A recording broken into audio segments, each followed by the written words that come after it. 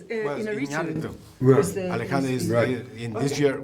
I'm sorry. He's the president of the I jury. see, muy rápido. He was really burning. wasn't he? Really? Even for Spanish. I thought he was speaking pretty quickly. I'm sorry. Well, first of all, thank you very much. It's an honor to meet you both. Nice to meet you. And entering that subject, for example, my first question has to be, because I'm from Mexico, obviously, why you hasn't worked with a Mexican director? I know 2 years ago, let me tell you this story. 2 years ago, when you came here with Okja, you approached Guillermo del Toro and you introduced him, the director of Okja. I was on the red carpet with the. Okay, you have a little moment. What happened? I am happy to call Guillermo del Toro my friend, and I love him, and I'm very, very happy to have been able to introduce those two masters together. It was a great, great privilege. When a movie? When? Both of you? When? When? Yes. I don't You know. need to work with one Mexican director. I did make a film in Mexico once with a French director, with Eric Sonka. We made a film called Julia in Mexico, and I really, really love Mexico. I would happily spend a lot more time there than I have. And now you are learning Spanish. Yes, to go to Colombia. Okay. Please. I would love to work in Mexico. I'm going to work for a week in Mexico this summer, but I'll be working in over by Puerto Vallarta, somewhere over that way. Well, and I've never been to that place, but I like Mexico very much too, and I love these Mexican directors. They're so creative, so inventive. Thank you very much. I will work on my Spanish if they're working. What makes you work again with Jim Jarmush? Why you repeat the same director? What has Jim Jarmush to catch you?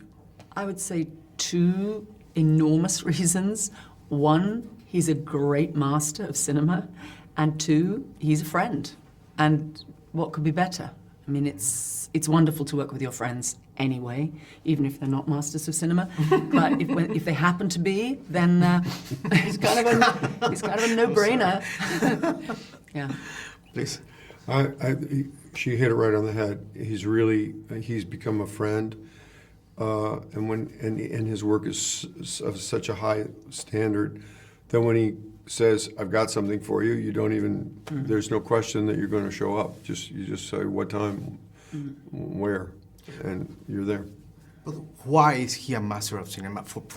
I'm curious because for you, for both experiences, actors, what have to do? What is have to have a director for become a master director? I'll tell you an experience I had once. I remember I had the great good fortune to know the wonderful Michael Powell at the end of his life, and I remember once coming on a plane from London to New York, and I was having dinner with him, and he said, "What films were on the plane?" And I said, "Oh, not a good film." And he said, "What was it?" And I said, and I'm embarrassed to say this. It was Batman, the first Batman. I didn't like it. He said, "You're wrong. That is a good film." And I went, "What do you mean?" He said, "It creates its own world. Ergo, that is a good film." And it really changed my way of thinking of cinema. That a film, and particularly a filmmaker who can create their own universe, is dealing in some magic, and that's pure cinema. And Jim Jarmush makes films by Jim Jarmush, and we all now know what that is. And the magic about him is that he hit it right out of the park at the beginning with Stranger Than Paradise, and then he's just getting, in my opinion, stronger. He's coined something, and that makes him a master. That's what I would say. No. She takes all the oxygen out of the room. She gets the answer right, and yes, I agree. I agree. It's true, but see, I liked Batman from the beginning. I didn't need Michael Powell to tell me that. Yeah, you see, I just I did liked not. it. I knew it was good. That's Tim Burton. You know, he's okay. Yeah. I don't know what your question was. Remind me, please. No. Tell me. What you consider a master? What makes him a master? Yes. Because to me, I just try to throw something out there. It's sort of invisible what he's doing. It's invisible how he creates it, and you use the word magic.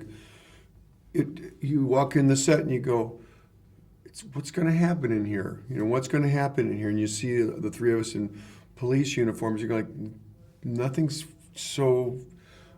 looks very dramatic here. Nothing looks very, you know, like there's nothing that's exploding, ready to get out.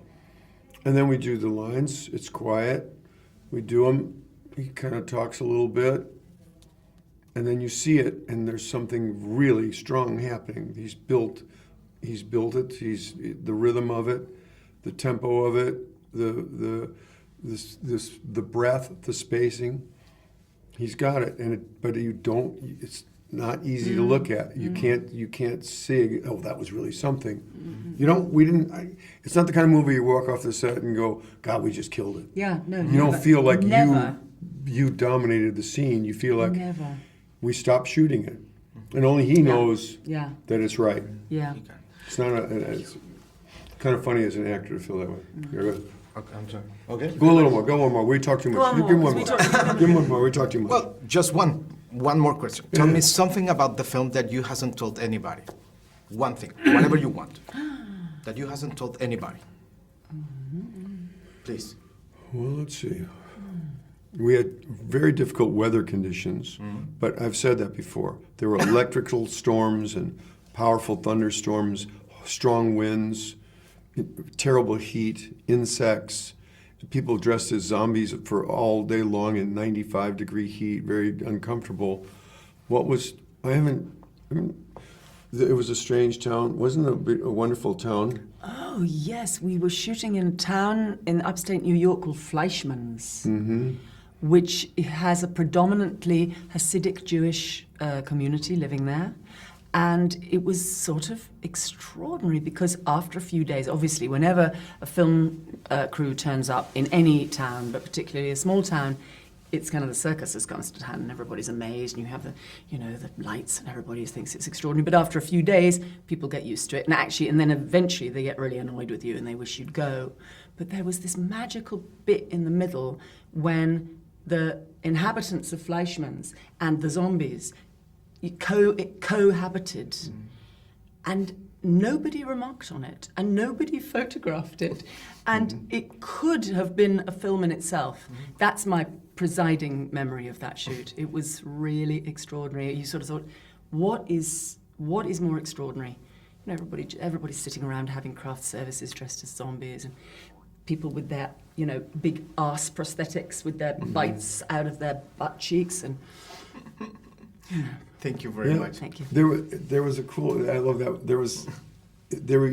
You'd step out into the outside, into the darkness. We shoot at night a lot, and there would be zombies, and they never failed to kind of give you just a little bit of creepiness. Tiny bit.